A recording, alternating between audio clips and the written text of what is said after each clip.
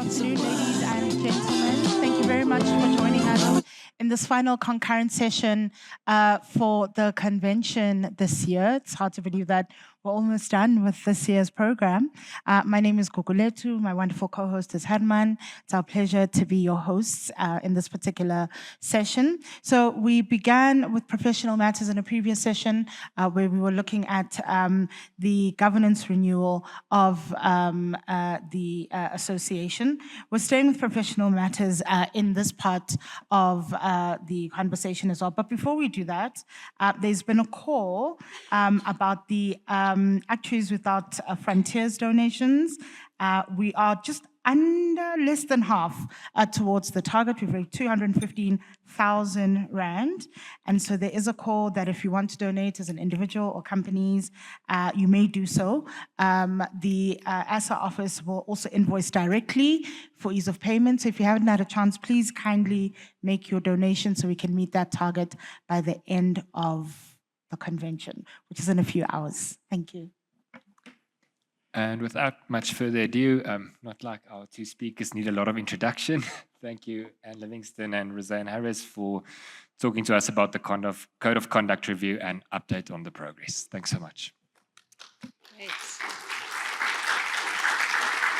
Hi, everyone, and thank you very much for being here. I've been told that we did a terrible job of describing our topic, so I am grateful for the people who have turned up and also grateful for the people who still need some professionalism, CPD.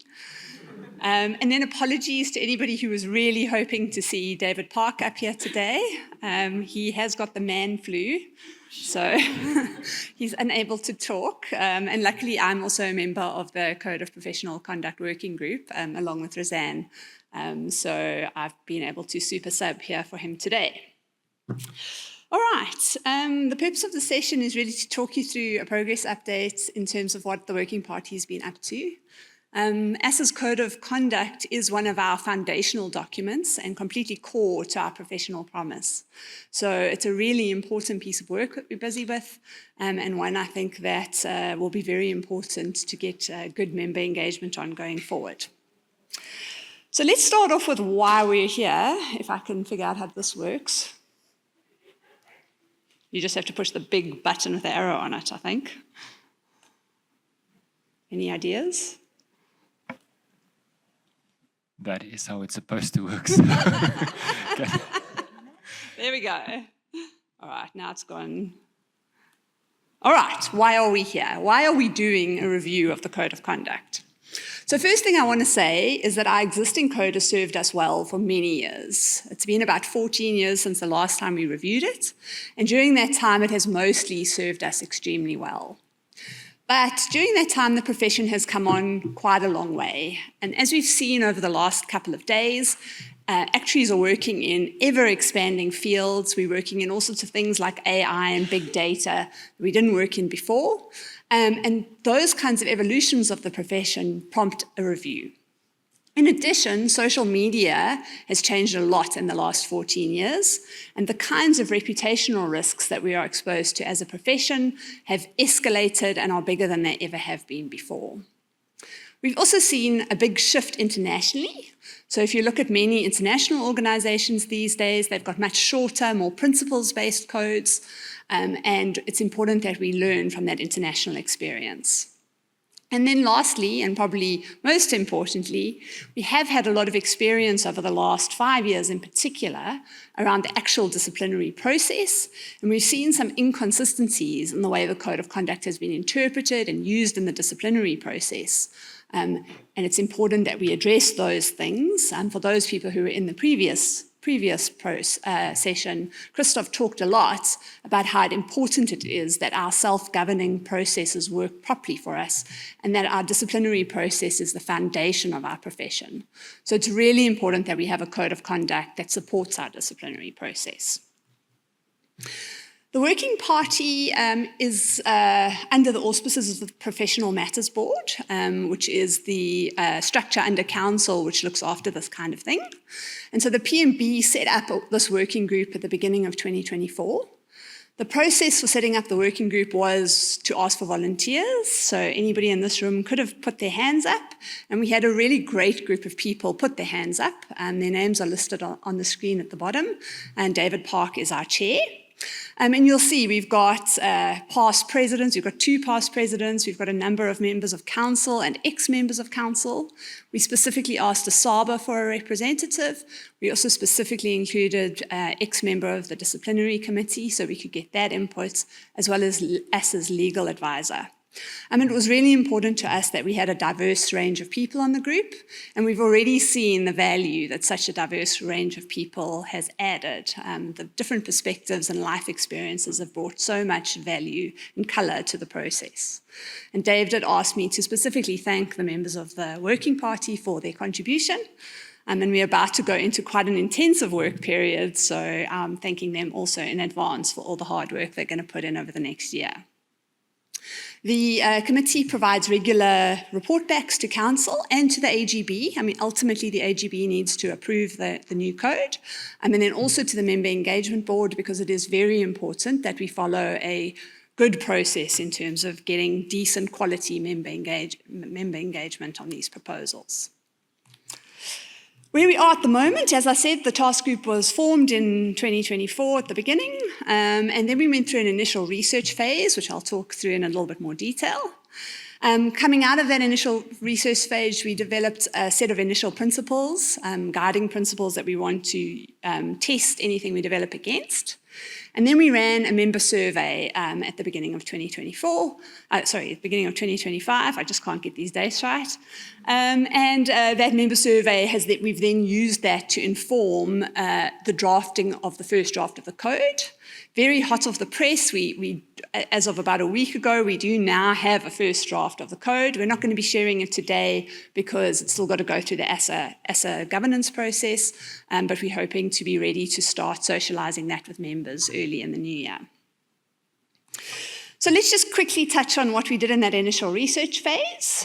So we started off with a review of ASA's internal requirements, our constitution, our bylaws, our disciplinary process, and understanding how the code of conduct fits into all of that. Then we did a review of the external requirements for the code. So we're a member of the IAA, and the IAA is very specific about what member organisations' codes of conduct need to look like. There are some requirements in some of our mutual recognition agreements. And then we're a registered profession in South Africa, and there are some regulatory requirements that we also need to abide by. Then we looked at our international colleagues. We looked at some of the codes of some of the international actuarial bodies out there and also some other professions in South Africa, and I think there's a lot that we can learn for those. And Dave also had the opportunity to meet with people from the IFOA and the Actuaries Institute in Australia in order to understand some of the learnings that they got out of their code review process. And then we did a bit of a desktop review around professionalism theory and public interest theory, because those are quite core concepts that need to underpin our code, and we wanted to make sure our working group all had a similar understanding of those concepts. And then probably most importantly, we put a bit of effort into collating all the various input we've received on the code of conduct over the last few years. And there's a wide range of concerns that have been raised by members, by council, by the AGB, and various other stakeholders. I'm going to make sure all of those are addressed in the process. Okay, so what are those issues? And obviously there was a lot of feedback, but maybe just to theme them a little bit, I think probably the biggest one is the issue of scope. And many of us remember the code of conduct from our professionalism courses. And actually, when I joined this working group, I realized that there are things that I think are in the code that are not in the code. Because I remember Arthur Else telling me things in my professionalism course that I think are in the code. But actually, my memory of what is in the code is not that great. And I think for a lot of us, we have an idea about what is expected in terms of ASA's professional guidance and the code of conduct, but we don't actually engage with the detail of it on a day-to-day basis. So the reality is that the scope of the code, both in terms of what work it applies to and in terms of what behaviour it applies to outside of work, although we think it's clear, there are actually a wide range of different opinions out there amongst our membership base about how that scope is defined, and it's not consistent. And particularly when lawyers get involved, and I don't want to lawyer bash, but when lawyers get involved, they nitpick. They look at every single word. And when someone is subject to a disciplinary process, the first thing they do is they lawyer up, and a lot of lawyers get involved. And so what we found is inconsistent approaches in terms of how the code defines scope. And then we particularly find as soon as anybody looks at it from a rules-based or a legalistic lens, we start getting interpretations of the code that are maybe not consistent with what the code was originally intended to do. Then there's also an issue around working with non-members. Increasingly, we are working in multidisciplinary teams. We are working in things that are not traditionally actuarial. And our code of conduct is written quite focused on actuarial work. So that's something that needs a bit of attention. And then the public interest is another hot topic. Anybody who was in the previous session will know that, will have seen how passionate someone like Christoph is about the public interest.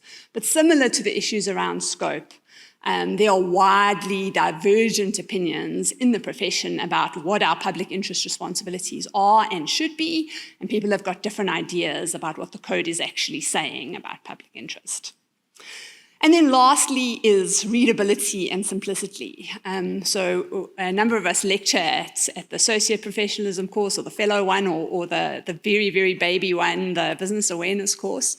And we always ask, when last did you read the code? I don't know, quick show of hands. Anybody read the code in the last 6 months? 1, 2 people. Is anybody, if I wake you up in the middle of the night, you would be able to quote from the code? No, definitely not. So we want to address that as part of this. We want the code to be more readable and simplistic, and we want both as members of the profession, but also our stakeholders. We're increasingly trying to market our services in wider fields. We want our stakeholders to be able to engage a little bit more easily with our code. All right, so then a few key insights from our member survey, and big thank you to me from everybody who participated there. We had 480 people participate, and for most of the questions, the response rate was in excess of 80% of that, so people didn't just open it and give up, they actually answered the questions, so thank you for that. Some of the key takeouts there, first of all, people have some affection for our current code, even if they haven't read it. So we do need to make sure that if we change our current code, that we're doing it with thought and for good reason, not just arbitrarily. Then I think there is general support for a principles-based code, but people are nervous about that. People are nervous about not having rules. How will I know what to do? How will I know what not to do? How do I know, how do I know I'm not going to be taken to the DC for something that wasn't in there? So there is concern about that. So it's going to be important that we deal with that issue as part of this review. Then people are nervous about overstep. People are nervous about ASA interfering in their private lives, interfering with their ability to tell a joke around the braai.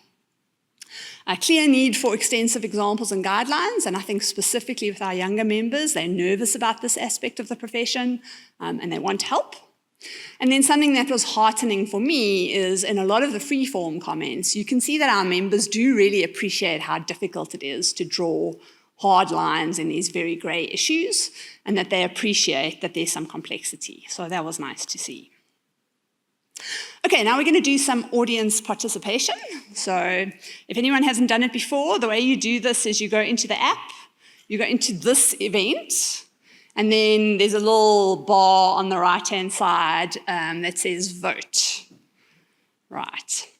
And the question that we're going to give a scenario, and we'd like to know whether you think that ASA should pursue disciplinary action in this particular scenario, okay?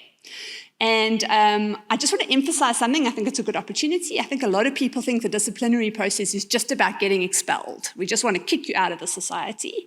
Just want to remind everyone that there's a lot of different sanctions. It's not necessarily just expulsion. And we do have a rehabilitative approach. So, it could be that you get a warning or you have to go redo a professionalism course. These are all sanctions in the disciplinary process. Right, so the scenario is, and hopefully this doesn't happen tonight, a member gets caught drunk driving and is convicted for drunk driving, gets a fine and a suspended sentence, and let's say this member, there's no publicity around it or anything. This is just something that happens in private. So let's have a go. Right. Overwhelmingly no.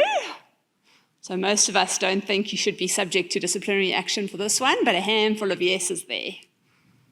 Now, I'm not going to ask you to do it, but maybe just think, would your answer change if this was a conviction for serial killing or child molesting, something more extreme? Okay, let's jump on to the next one. Thank you. We hopefully have another question. Do we have another question? Is there another one on the app? Cool. If someone can remind me what it is.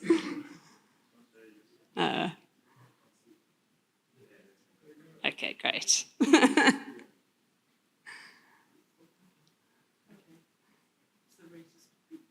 Oh, yes. Okay, so this is a true story, but it wasn't an actuary. So an actuary makes a clearly racist video on a beach, shares it on Facebook, and it goes viral.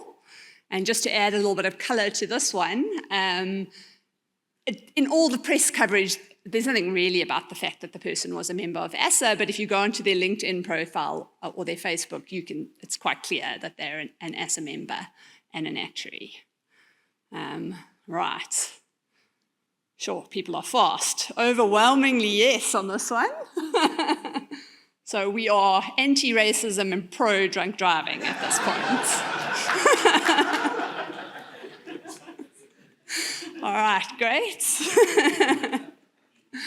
Okay, and then let's move on to the last one. So the last one is a member is a chief actuary at a big organization, and they get fired because of misuse of the company credit card. So they're going on holidays with the company credit card, buying groceries for their family on the company credit card. They do say the easiest way to fire someone is to give them a company credit card. So what do we think of that one?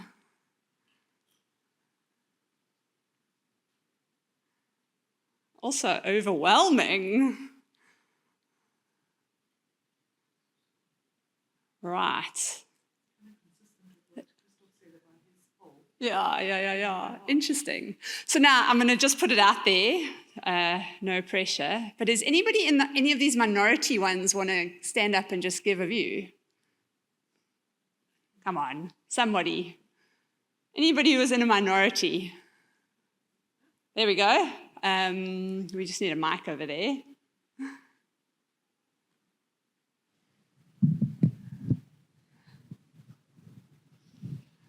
Hi there. I was in the minority for the drunk driver.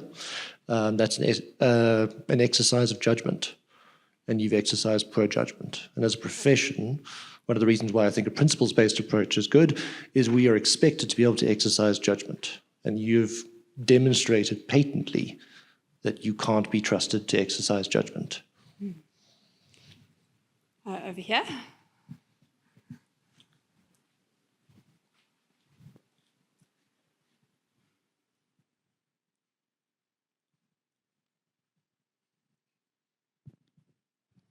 Yes, I was also in the minority on the drunk driving. I feel, in the modern day, there's no excuse for driving drunk. I mean, there's plenty of platforms such as Uber and Bolt and all of those things that weren't there 20 years ago. So society needs to clamp down on this and make it unacceptable, given, that there's easy outlets to avoid it. It's not like you have to phone some random Rose's taxi and hope that they, in the middle of the night, find you in the middle of Rivonia going home. So times have changed, and I know society is not as strong against it because many people have done it, especially at a young age. But I think we need to change our mindset given the environment that has changed and the ease of access to, avoid it. So for me, that is a very bad judgment call, just like the previous, response was here from the audience. So I also agree that we need to probably think about those things where reasonable judgment is not applied, and it's easy to apply reasonable judgment just because of the environment and the ease of getting alternative transportation. Thanks. Thank you. Peter? So let's get the anti-drunk driving crew going again. I also voted on this one. For me, it's an element of respect for law. That, as the previous speaker stated, there are ways that you can deal with it, but it's around respect for law. And I just wonder if people might have had a different view if it hadn't have been just a caught and fined, but if you actually been in an accident and killed somebody. Would you have had a different view then? Because there's no difference between the two. You could have had an accident and killed somebody, you just didn't. So to me, it's a disrespect for law. Thank you. One more.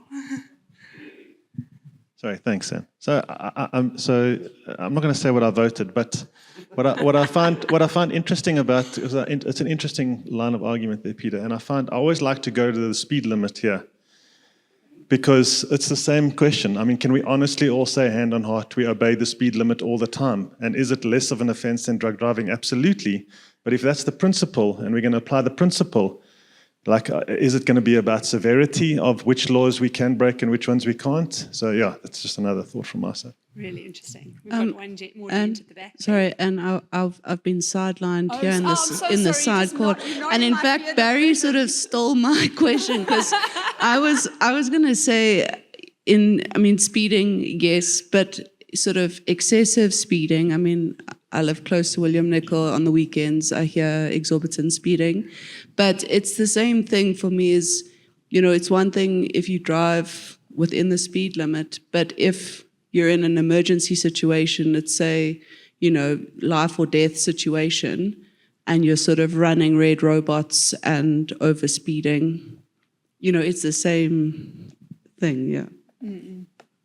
Thank you. We'll do one last one. Thank you. I think the minority wanted is the no on the last two, ne? Yeah. So I voted no on all three. I don't think people should get away with those offenses. And somewhere in our society, they will be dealt with. And if the question, and maybe I misunderstood the question, but if the question was whether as the actual professional society, we should further discipline the person. And I say no, because that is outside professional conduct in terms of the work they do, and also in terms of how they represent the profession. Further down the line, if they were to be engaged somewhere, they'll be asked questions. Have you ever been arrested for this and that? Have you ever been found guilty of that? And that will reflect on their integrity and judgment. And I'm sure, like many other organizations, we need to have focus and focus on the things that we should be focusing on, and let other law enforcement agencies, etc., to focus on what they should be focusing on. Thank you. Awesome. And I think,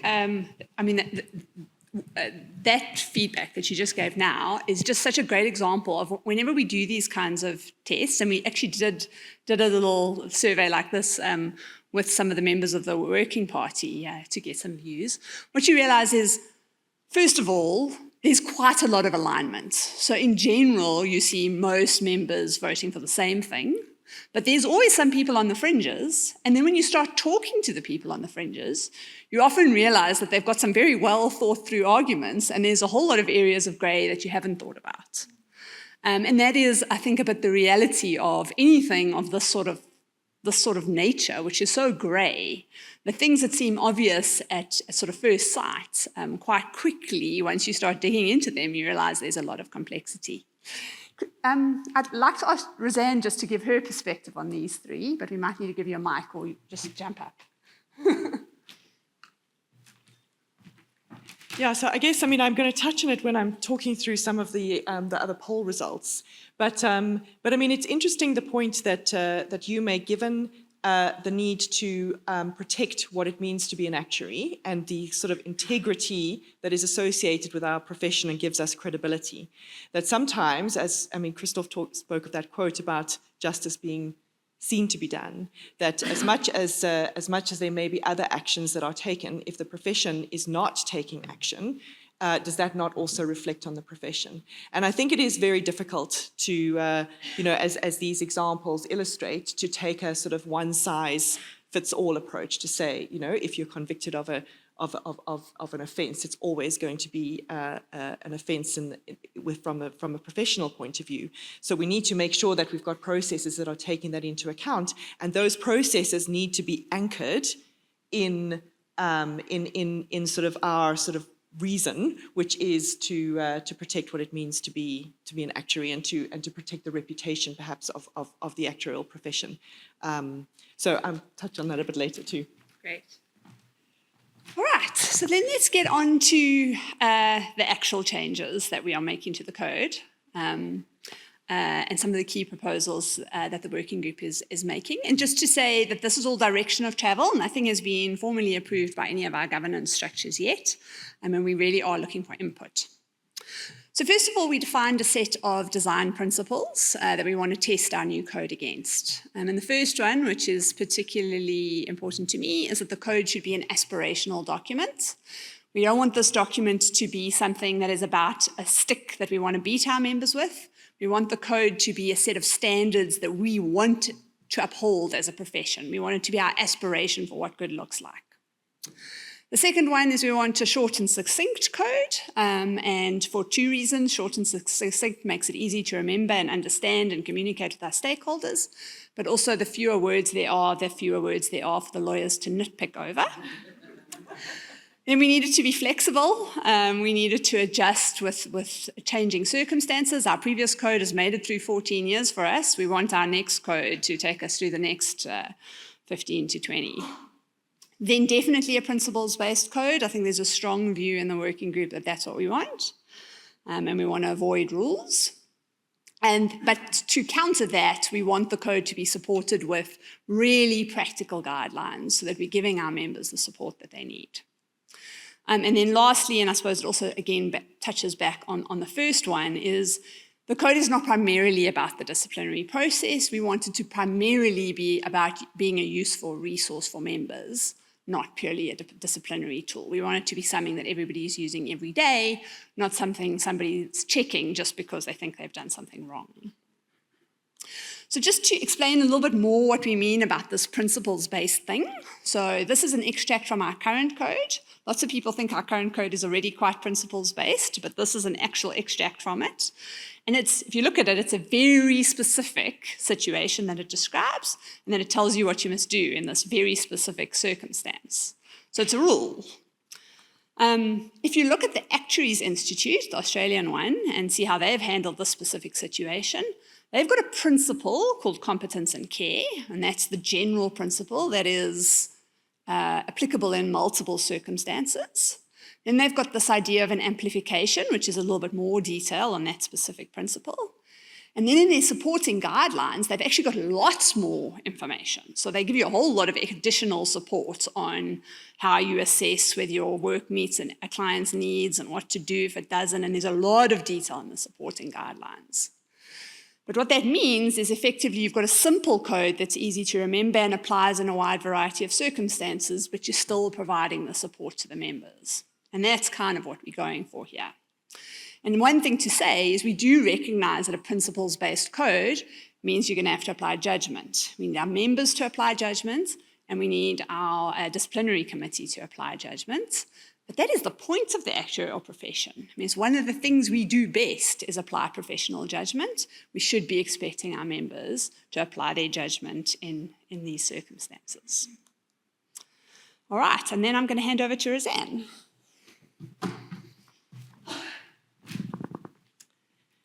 Thanks, Anne, especially because this time yesterday you didn't realize that you were going to be doing a convention presentation.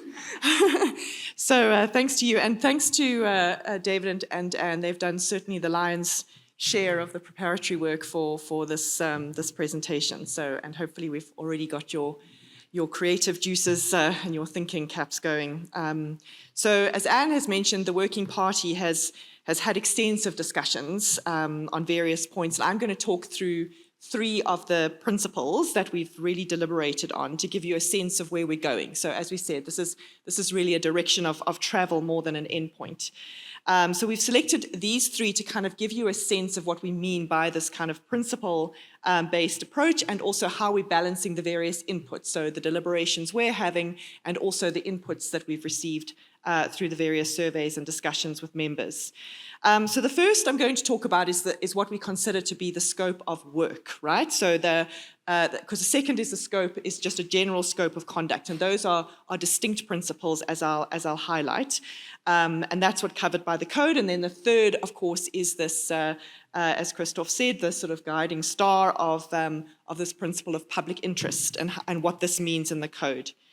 So in considering these, it's important to recognize that ASA's constitution specifically covers this point about the need to protect the interests of the profession, and accordingly, that supports all of us as members of the profession by preserving the standing, preserving what it actually means to be an actuary.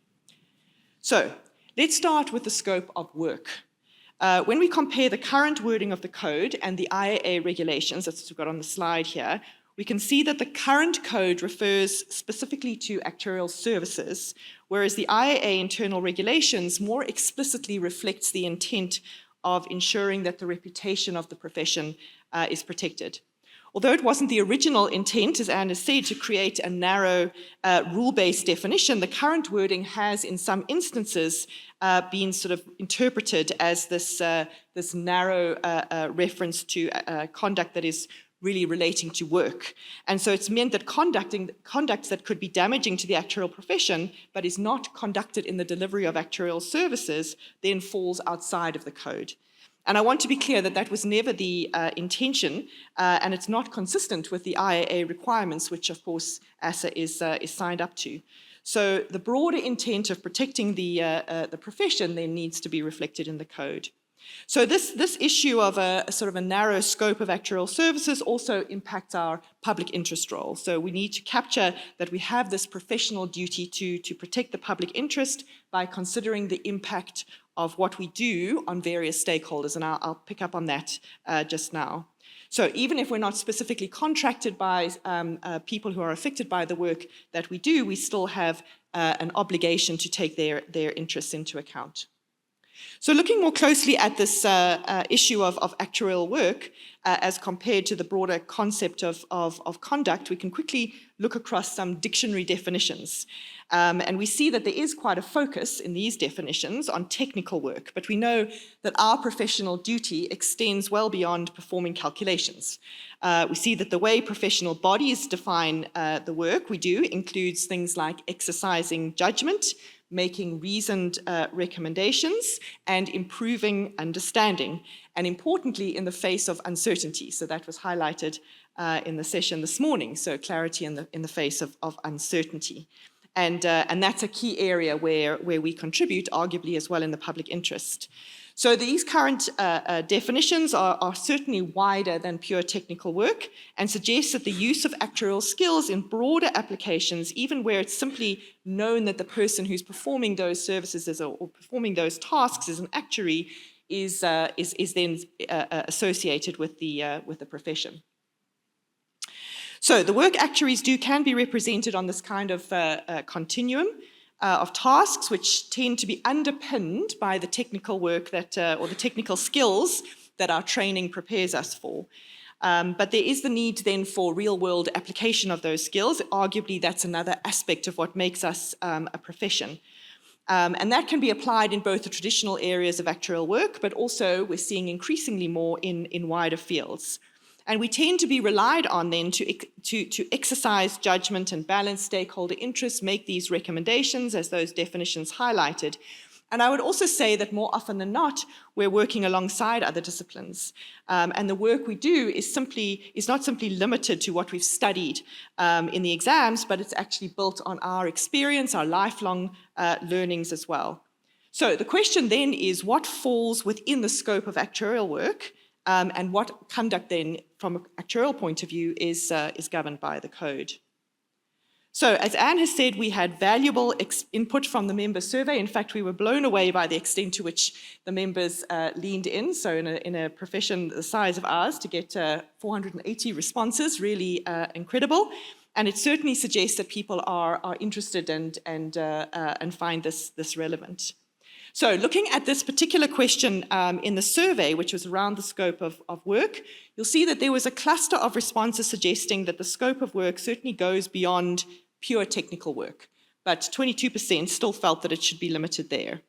The comments actually provide some more insight, with some expressing concern about the situations where actuaries are in management positions, which is quite interesting. The comment that if someone is known to be a member of the profession, then there is an expectation of a level of conduct, and this affects the standing of the profession as a whole, really captures what the code is trying to achieve. So I was quite concerned actually about that comment that actuaries in management may find themselves in conflict with the code if they're protecting the company's interests. So just give that some thought. I struggle to think of a situation where there could be such a conflict, so maybe if you can think of some, raise them in the questions. Because the broad obligations on management should, of course, include acting with integrity. And if this is not the case, would the profession want to be limited and prevented from being able to act, especially if it was known that that person is an actuary? So that's a point perhaps for some discussion. Interestingly, the majority of respondents on this question were not clear that whether the code is relevant in the face of the evolving areas of work that actuaries are involved in. And of course, this supports the need for us to be doing this work at all and updating the code. But you can see, again, the range of comments here give us some insight. So some felt that new areas of work are leaning on actuarial expertise and could be considered as actuarial work.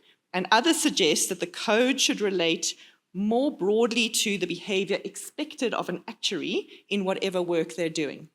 So just have a look at some of those comments before I flash past that. So the question is, where is the working party landing up or heading towards? And essentially the current thinking is that we need to consider broad applications of actuarial skills, and it's important to recognize that even where the role is not specifically an actuarial role, your appointment in that role may well be because you are an actuary. And therefore, there's a standard of behavior that is expected that you're going to bring to that particular role. So let's now consider this broader concept of the scope of conduct that extends beyond the scope of work. So you see the distinction. And interestingly, looking at the survey results, we see that only 18% felt that there should be this narrow focus on the scope of work, while some felt that all conduct should be considered as within the scope of the code. So most noted, though, that there needs to be this kind of link between that conduct and the reputation, or how it's affecting the reputation of the profession. So you'll see in some of the comments this concept of free speech. I mean, of course, this is a tricky one. Again, interested in your comments on this one. Because the problem, of course, with free speech is that in exercising that right, you can adversely affect the rights of others. So rights such as dignity and fairness and reasonable expectations of protection from offence. I do wonder what jokes people are wanting to tell at the braai, but the Working Party has deliberated extensively on this point, and of course on these various inputs, and noted that in the era of social media, it's important that members are aware of how their conduct can adversely affect all of us in the profession. And it's not just us in the profession asking this question. Many employers are also faced with this challenge of fallout from social media because of activity that employees were doing in their personal capacity. So, does that concept of just being in your personal capacity actually apply? And as the poll questions have demonstrated in that discussion, it's quite difficult to draw that line. So, where is the Working Party sort of landing on this one? And it's really the impact on the reputation of the profession, which is the key reference point and consideration. So you need to consider whether someone posting a video of your joke that you made at the braai and tagging you as their friend, the actuary, does that have implications for ASA, and should we be able to act? So the code, therefore, is likely to extend beyond your work and may include other legal breaches and behavior, but in as far as it could cause reputational damage to the profession. The intent is not to govern everybody's private life for the sake of it, but rather to ensure that the reputation of the profession, which we all rely on for our credibility in the work that we're doing, to make sure that that's protected. And I must just stress that, of course, the constitution of ASA, as I've highlighted, specifically includes your duty to protect the reputation of the profession. So you've actually already signed up to do that by signing on to be a member of ASA. So now let's get on to this tricky concept of the public interest. And so this is the third principle that I'm going to touch on. And it was clear from the responses from the survey that this is actually subject to wide interpretation. So does it refer to the duty to take the impact of your actions and decisions on the public into account? Or does it refer to some kind of obligation to take on pro bono work? So in my book, it's more the former than the latter, and that's the distinction that we're certainly trying to draw. So certainly we should be encouraging volunteer work, and we heard this morning how important, and it's really the volunteers are the bedrock of the society and in terms of things getting done. But this is more about considering how your actions affect others. And this consideration, of course, is consistent with the principles around ethical action and fairness and reasonability. So the approach of the Working Party has taken up to now is to recognize that acting in the public interest is implicit when members are following some of the core principles that underpin our work. So acting with honesty, integrity, and competence and due care. So those are aspects of sort of the building on the technical work. Of course, having a code and following that code, and also any other applicable standards of practice, abiding by the law, and of course, some debate around which laws, and of course, things like maintaining your continuing professional development and being aware of what is impacting on the public.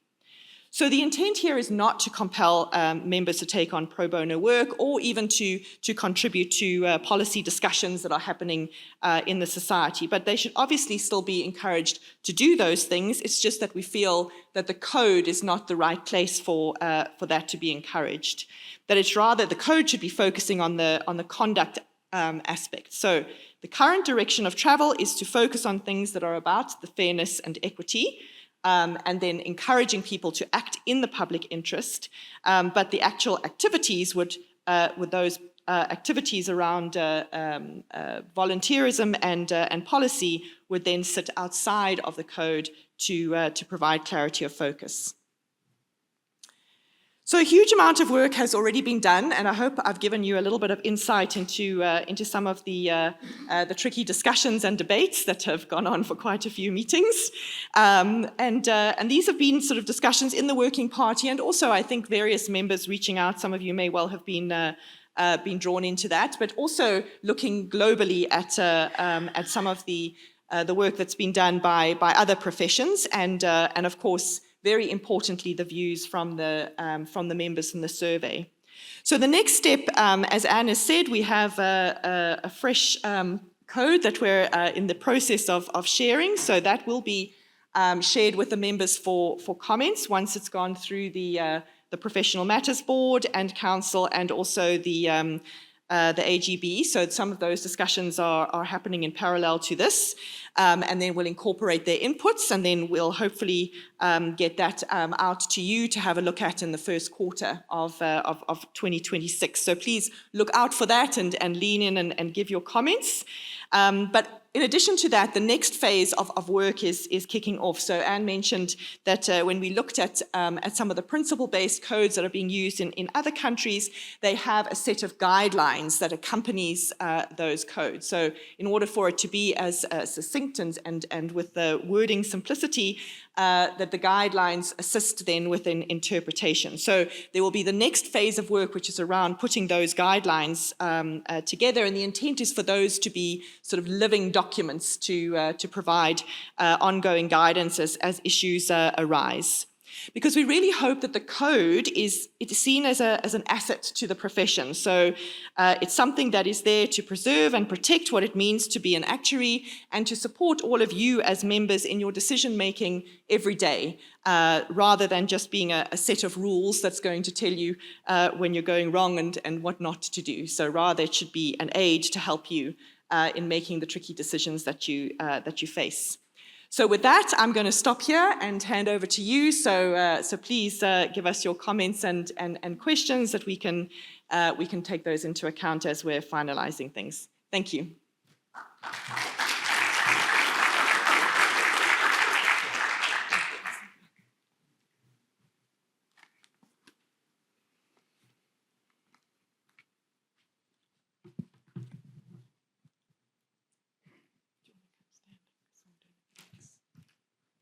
Thank you very much. One comment and one question.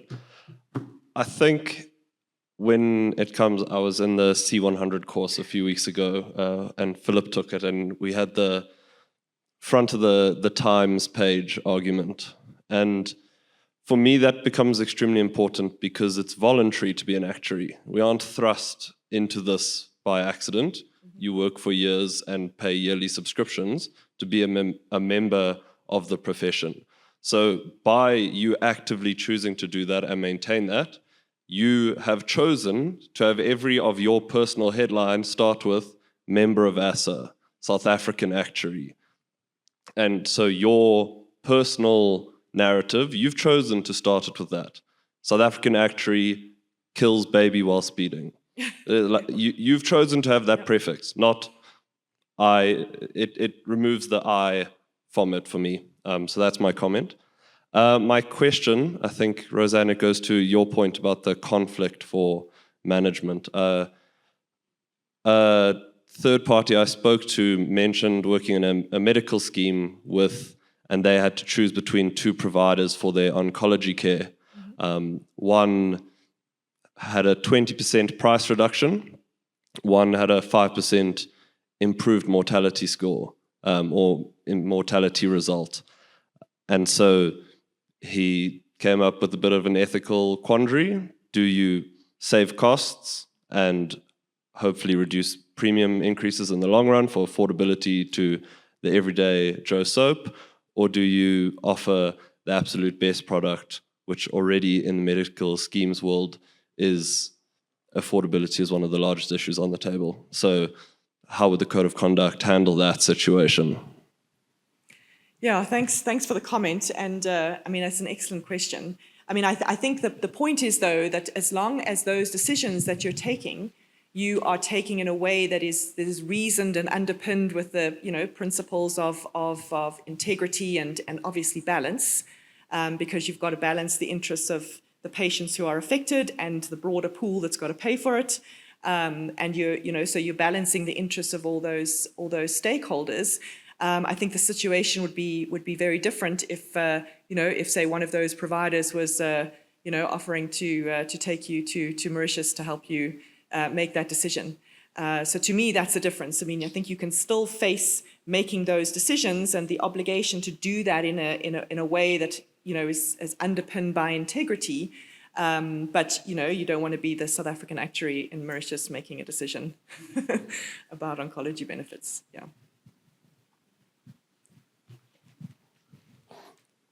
Hi, I'm very for this principle-based sort of approach of, managing or guiding or providing this code of conduct in such a format, with the understanding that there's detailed, or at least as much as possible, guidelines that goes there. I think what I would just want to emphasize is the importance of those guidelines.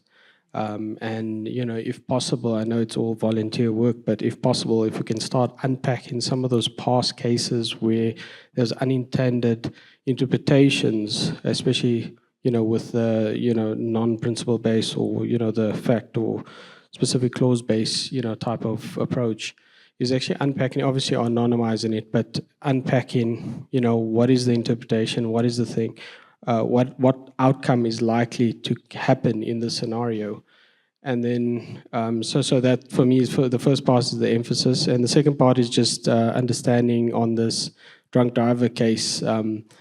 Where's the code of conduct going with its principles? Is it more, it depends, the people that are reviewing it need to look at past cases, they need to apply judgment, and it depends on the circumstances, and every circumstance is not the same. So, it's not a yes or no, it's actually, let's unpack every single detail about the case, or as much as we can, and then we deliberate. But, there's a good case that that person might be in breach, but, let's apply the principles and look at the guidelines. So, yeah, that's my two aspects I want to discuss about. Yep, thanks. Thank you. Yeah, we recognise that putting the guidelines together is probably the biggest part of this work. Fortunately, the Actuaries Institute and the IFOA have done a lot of legwork here. IFOA arguably has gone quite overboard. There's a guideline for pretty much anything. But we have informal permission to leverage some of that work, and obviously if we use anything directly, we'll get formal permission. So I think that will help us. If anyone does want to volunteer to help with guidelines, we're always open to that. Yeah, I mean, we've had extensive debates in the working group about this breaking the law issue, because I think, as Peter said, breaking the law does raise questions about people's integrity and their ability to apply judgments. But we want to avoid a rule. So we don't want to have something in the Code of Conduct that says that breaking the law is automatically misconduct. I mean, you could imagine a situation where you protested for gay rights in Uganda and broke the law. And we may not want something like that to be, that kind of a rule is not going to help us. So we want to make sure that there's a guiding principle, and the guiding principles are around applying judgment, ethical behaviour, those kinds of things. And then you would test someone's breaking of the law against that, rather than trying to make it a rule. But the nice thing about the guidelines is that they can be, case study based, without those case studies then becoming sort of absolute precedence, because it's a guideline as opposed to being part of the code. So yeah, they are very helpful, and of course, helpful then as sort of aiding people in taking decisions every day, rather than just being something that's there when things go wrong. Yeah. Someone else. Firstly, I think thanks to both of you and to Dave and the rest of the committee. I think it's tough work, but it's really appreciated. I think from my side, I think we've all benefited from the reputation of the profession financially, career-wise, all sorts of other things. And so I feel very strongly the profession's reputation is what we need to protect here, and that freedom of speech and other considerations are less important, is my perspective. And so I'm very supportive of directionally what you're setting. I also think maybe slightly counter is too many rules mean no one reads the stuff. And so I have to say, actually, the direction the UK took on its code rather than the guidelines, I think is quite useful. It's short, sharp. It's about a page and a half or something in total. And I think for the 99% of the profession who all actually are aligned and want to do the right thing, it's a really useful reference document just to be able to touch up and brush off every now and then. My question is, in practice, when you get to the 0.1% that you want to expel, does a woolly guideline, which is useful for everyone else, mean that in practice it becomes impossible? You mentioned the lawyers lawyering up, and so is it a trade-off we have to live with, that if we don't have a 200-page rules-based content that we as a profession need to accept, we'll never be able to expel the bad apples? Or is there another solution for both keeping it simple from an overall perspective, but somewhere else having the ability to still, I guess, prune the tree? Yeah, I mean, that's the fundamental challenge that we face, right? But I do think that that's where there's value in the principle-based approach. So, for example, if you have a principle that is, that your conduct should not be such that it damages the reputation of the profession, that is quite a broad scope that then can be, considered. I mean, the important thing is then having a fair process, through the disciplinary process. I mean, so to your point, Ariadne, that you're considering the specifics and circumstances and that, people are getting a fair hearing, but you have a broad principle that, it's a few words, but it's able to then, be applied in that way. And I think that's where the structure of the principles and making sure that, in a way you can actually have what our intent is captured in a few principles, but that still doesn't mean that the breadth is not there. Am I capturing that? Yeah.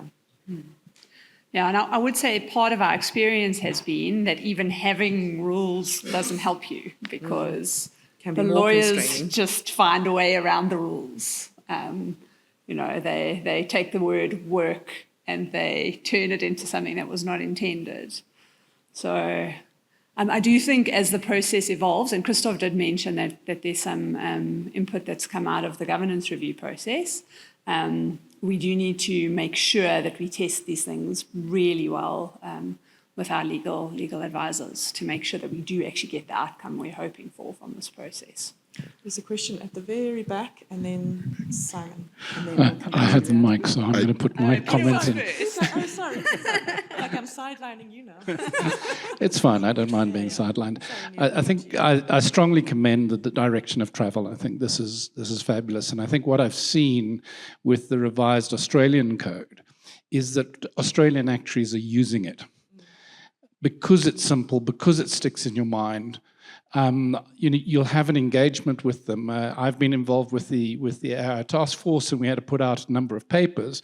And in the comments coming back from Australia, there were references to the code of conduct. This element of our code of conduct, we feel that needs to be brought into this document. And it was very, very sort of enlightening to me to see that the simplicity of their code actually converts into the usage of their code on an ongoing basis.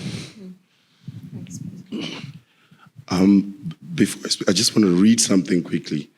I went to ChatGPT, and it reads here, in the 1990s, several retirement funds had surpluses which were taken out or transferred in ways that disadvantaged the members.